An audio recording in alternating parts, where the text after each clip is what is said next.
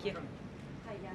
The air traffic controller crisis ongoing. Secretary Duffy said he will now start to cancel on ground flights next week to maintain safety. Should people fly next week given this new information? And is the administration encouraging people to stop flying altogether and look at alternative transportation modes? The administration is encouraging Democrats to reopen the federal government so this chaos and disruption to our air traffic control system in the United States of America stops. It is ridiculous that we have even gotten to this place and that the Democrats have continued to shut down the government with 35 days, our air traffic controllers continuing to work unpaid, every single major airline in our country coming out and begging the Democrats to please reopen the government. And you had a Democrat staffer who was quoted, I believe in Politico a few weeks back, saying, short of planes falling out of the sky, we are not going to reopen the government.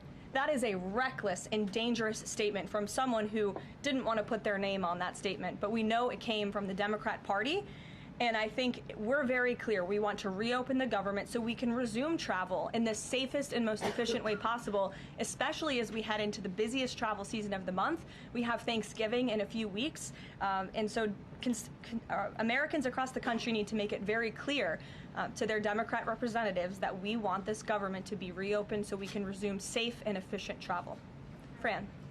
Karoline, as of last I checked, the president still had not commented on the death of former Vice President Dick Cheney.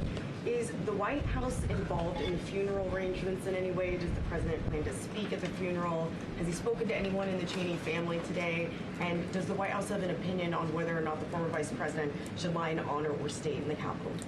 I don't believe the White House is involved in that planning, or at least hasn't gotten to it yet.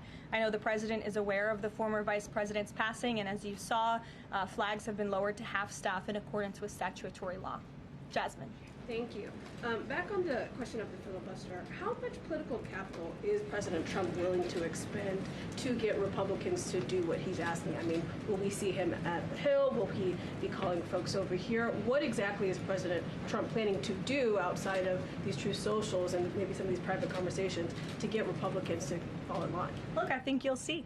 I think you'll see the president continue to engage very strongly and consistently with his friends on Capitol Hill. I don't have any meetings to read out for you at this time, but I think you should stay tuned and keep your eyes on Truth Social on this matter. The president's making his position on it quite clear. And again, he is right. Republicans need to play tough. We know that this is what the Democrats will do if they are ever given the keys to power again. And he wants to pass as many good pieces of legislation as we possibly can for our country and for our people. That includes election integrity reforms. It includes additional tax policy. It includes, fixing our immigration system further in ways that only Congress can. And the president fears with a Democrat Party that is so radical and opposes everything he does and everything he says, this is the only option for Republicans to move forward. Karen. Question. President Trump said to CBS in the 60 Minutes interview that he did not know the Binance founder, which he pardoned. What exactly did he mean for that? I know it caused. He means he does not know him personally. He means he does not have a personal relationship with this individual. And when it comes to pardons, the White House takes them with the utmost seriousness, and the president understands the responsibility that he has as president to issue clemency and issue pardons to individuals who are seeking that. That's why we have a very thorough review process here that moves with the Department of Justice and the White House counsel's office. There's a whole team of qualified lawyers who look at every single pardon request that ultimately make their way up to the President of the United States. He's the ultimate final decision maker. And he was very clear when he came into office that he was most interested in looking at pardoning individuals who were abused and used by the Biden Department of Justice and were over-prosecuted by a weaponized DOJ. And the individual you're referring to, that was certainly the case. Even the judge in his case said that the sentencing that the Biden administration was asking for was egregious and went too far. And so the president is correcting that wrong, and he has officially ended the Biden administration's war on the cryptocurrency industry, and I think that's the message he sent with this pardon. Karen, yes. Back on the issue of back pay for furloughed workers, you said that the White House is open to discussing that with Democrats, but what would that discussion even be? There was a law the president signed in 2019 what could a discussion look like? Why is that even open for discussion? Look, Karen, as I said, Republicans are talking about that with Democrats right now, and I don't want to get in the middle of those sensitive conversations. But as we've complied with the SNAP order, the White House, the administration is always going to comply with the laws. We're always going to comply with the ruling of judges across the country. But the Republicans are discussing this matter with Democrats right now. Why would there even be a consideration of not paying those workers, though, Karoline? News Nation. Big day in the Supreme Court tomorrow with President Trump's tariff policy facing a legal challenge. What's at stake with that case? And if the Supreme Court rules against the Trump administration, what is Plan B for trade policy? I'll tell you, the White House is always preparing for Plan B. It would be imprudent of the president's advisors not to prepare for such a situation. With that said, we are 100% confident in the president and his team's legal argument in the merits of the law in this case, and we remain optimistic that the Supreme Court is going to do the right thing.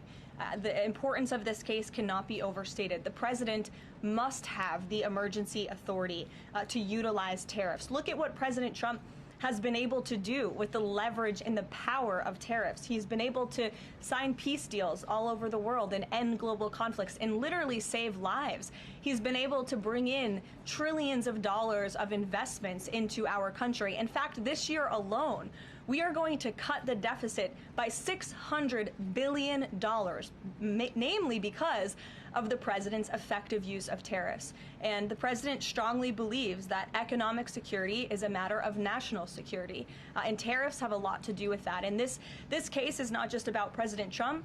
It's about the use of this emergency authorization for tariffs for future presidents and administrations to come, and we're confident and hopeful that the Supreme Court will do the right thing. Kristen. Why did President Trump get an MRI during his recent visit to Wall Street? Look, as President Trump said, he would inquire with the physicians. I'll check back on that. But as the physical itself stated, Kristen, and as you all know, because you are all witness to it, every single day the president is in optimal physical health. This was a follow-up appointment, and we provided a detailed readout of that physical. I'm happy to give it to you again, and I can inquire further. With all due respect, an MRI is a very specific procedure. It's done on a part of the body looking for something specific, so it's not generally part of any kind of routine checkup. And in addition, President Trump has said that he wants to be transparent. He told us to ask the doctors, which we have and have not heard back. Why don't we have more information on this? As I said, I'll check back for you. Go ahead. Karen, can you update us on the mediation efforts this administration is leading in Sudan, trying to achieve a ceasefire there?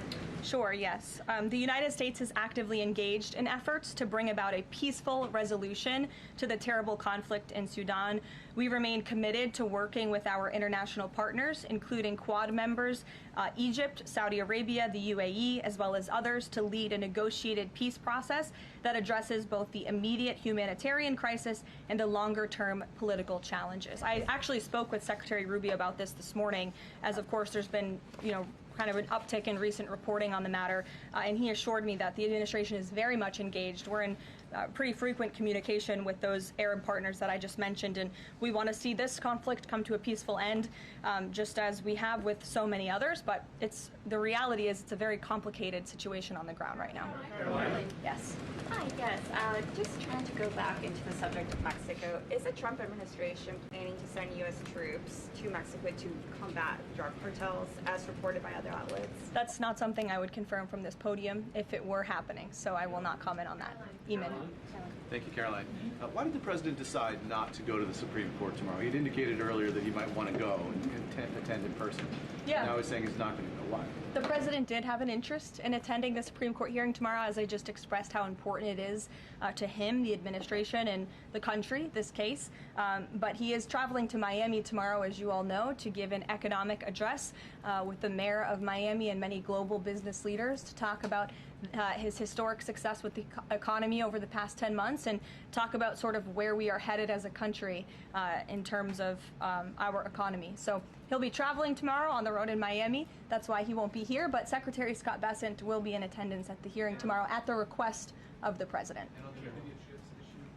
He has said that he doesn't want to export the high-end NVIDIA chips to China, but the Wall Street Journal reported yesterday that there was some question about whether the president would raise this as a possible concession with the Chinese side during his meeting with Xi Jinping.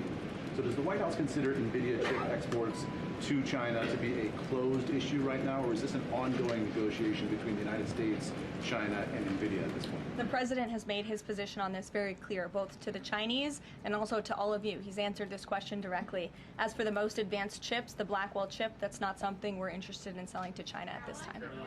Annie? Does the president think that the results of the Virginia or New Jersey gubernatorial races tomorrow or statewide races tomorrow will in any way reflect a voter sentiment towards his administration? Look, Annie, I'm not at liberty to talk about the election results, and I certainly won't get ahead of them. I'm not going to engage in hypotheticals that may or may not happen tonight. We'll have to watch and see. And I'm sure you'll hear directly from the president tomorrow on that point. Quickly on Snap, just really quickly. Is there anything that prompted the president's tweet this morning? Because it did seem quite different from some of his other communications about Snap. It seemed a little bit out of the left field. I'm just wondering if he had a conversation or if there's anything you're aware of that caused him to decide to, at around 11 o'clock, to send out that message. Look, the president is constantly well read on the news, as you know, and he is very much aware we are in day 35 of a government shutdown in which these SNAP benefits, we're pushing them out the door.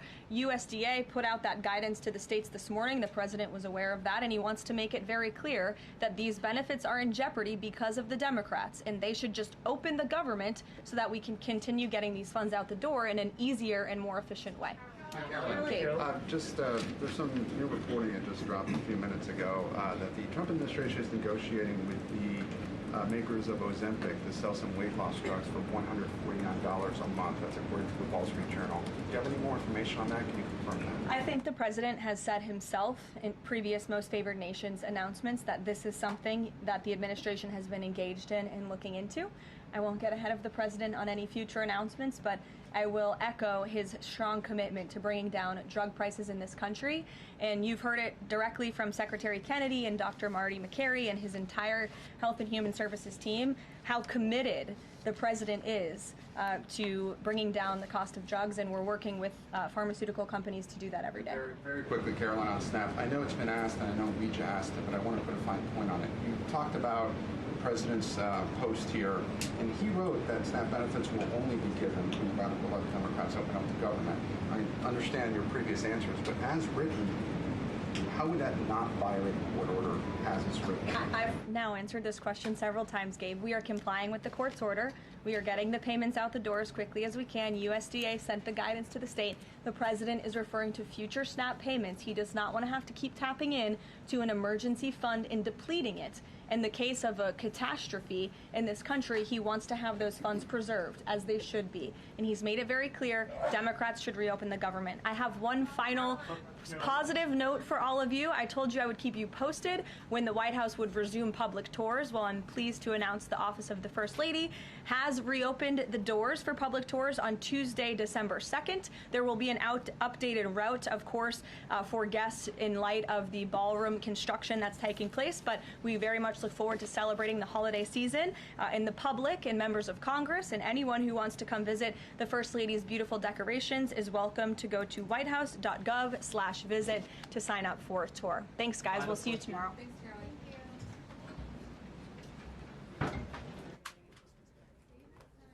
We are not.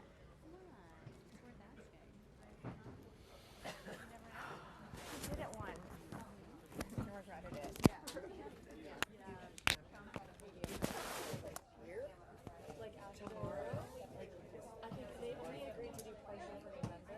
I know, but the court order said